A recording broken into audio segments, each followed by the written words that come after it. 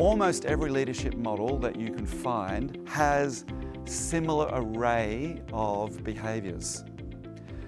Some years ago, a man by the name of Zenger had a look at 20,000 different managers to find out which ones were identified as being in the top 10% of leaders and which ones were in the bottom. So they simply did a whole big series of surveys to find out from all the people around each of those leaders, those 20,000, which ones were agreed to be really high, scored really high in leadership. So they isolated these leaders and then asked this critical question: what are these guys doing that's different to those guys? What are those guys doing that's different to those? Because something these guys are doing is making them be identified as leaders. And out of all the hundreds of different kinds of behaviors that could have been identified as leadership, they came up with 18 competencies. 18. And they're the same 18 that actually are in virtually any tool of leadership you can find. It's not up for grabs anymore. We know what leadership is. We know what constitutes leadership. We know what behaviors make up leadership. It's been shown in meta-study after meta-study. It's pretty much this stuff.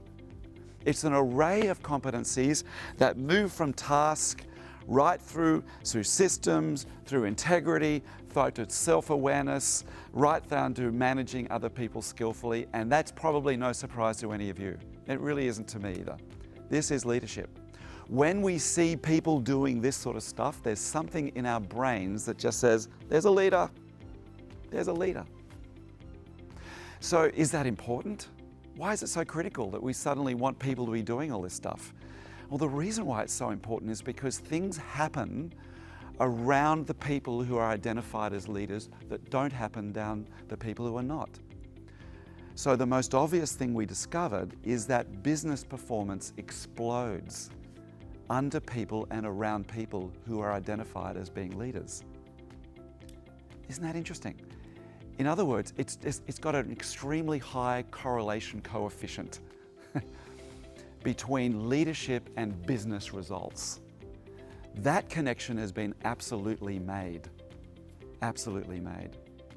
You know, in fact, the Leadership Circle has done some of their own research and they looked at, in all the businesses, they've had 500,000 now of various surveys that have run around the world, and they've looked at business performance and found that the businesses that are performing in the top 10% of performance, their leaders average around 80% of all of these creative capacities.